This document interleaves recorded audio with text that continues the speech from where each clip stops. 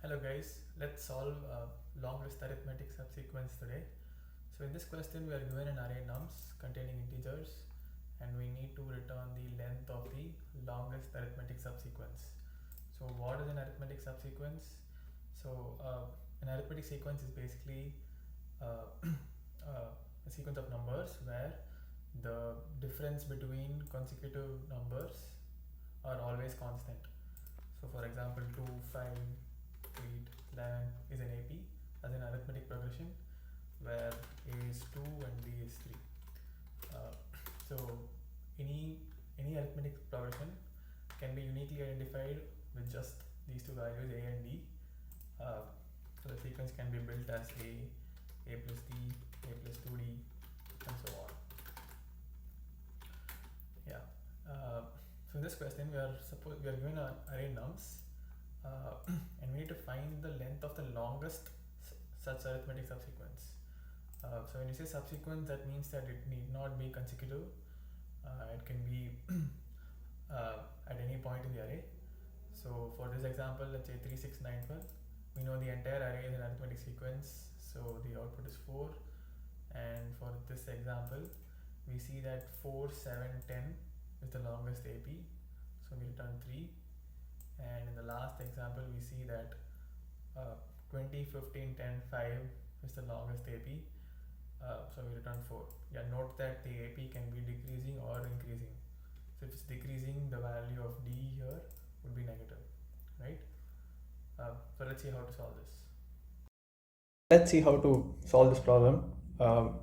So one brute force method to solve this problem is probably to just sort of generate all possible subsequences, but the time complexity of that is probably going to be exponential. So there is a neat dynamic programming approach to solve this. So the idea is to so we have the same input here, 3, 6, 9 and 12, and the idea is to just keep track of the common difference for each number. Just keep track of the keep a running counter of the common difference that it has seen just before the number. So just to explain further, so we'll always start at index 1, and for 6 we'll iterate from 0 to 6. So we have just 3 here.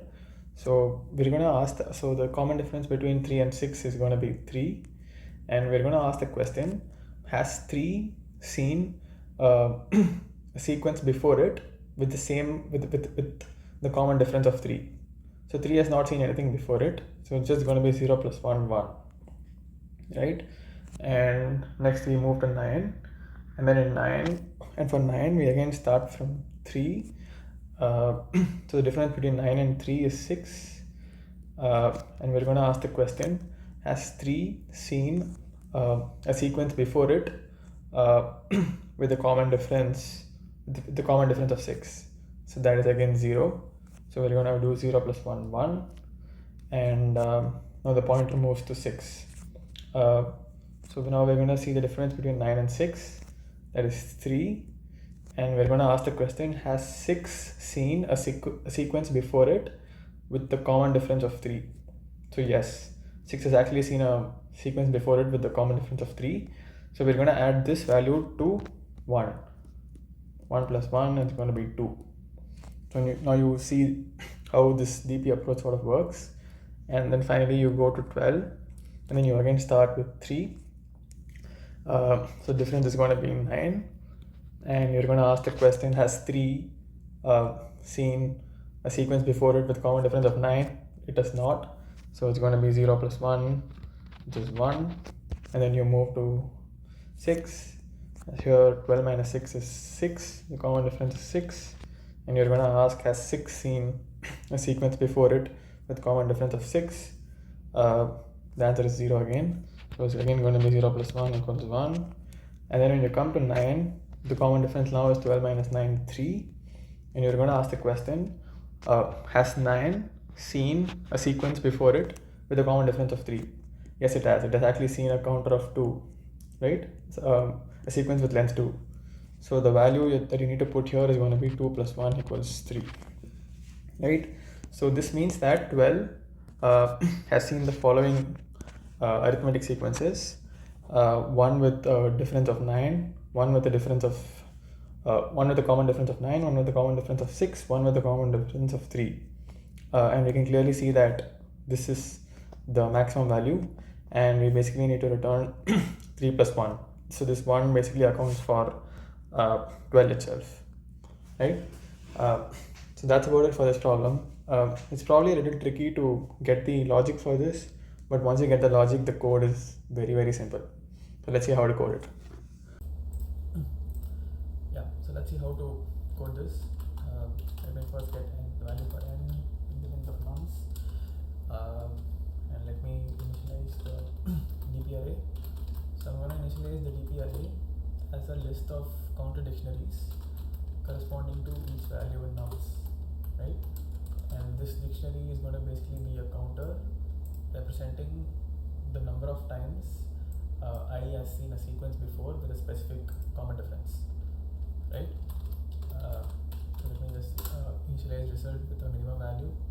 Then now we can start the nested loop. So I'm going to run j from 1 to n, and then I'm going to run I from 0 to j. You don't need to specify 0 here. Yeah, and now I'm going to get the current common difference, and that's going to be nums of j minus nums of I. And yeah, now basically we need to fill a value for dp of j. So dp of j is going to be a dictionary, and we need to fill a value corresponding to dp of j of diff. So we need to keep a running counter of the number of sequences that dp of j has seen with the same common difference, right? So that's going to be 1 plus 1 plus dp of I. So dp of I is again a dictionary, and we need to get the value corresponding to diff, right? And if dp of I has not seen diff before, we can give a default value of 0. So this is easy way to do this in Python, and yes, that's about it. This code should build your entire DP array, and all you need to do right now is just keep updating the maximum value as max of result or DP of j of diff plus 1. Just like how I explained in the whiteboard, this 1 is basically to count for j itself, right? And just need to return result. This should work. And yes, it passes.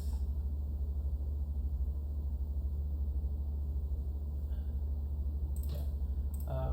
This is a pretty tricky problem, I would say, because it's probably not very easy to get this logic of how you can build a DP array with a counter dictionary.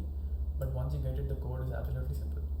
So the time complexity of this code would be of n square, because you have just 2 nested loops, and the space complexity is going to be this DP array, and that is going to be O of n. O of n times the maximum possible space for this particular dictionary, and that's going to be the max possible values that diff can take, right? Yeah.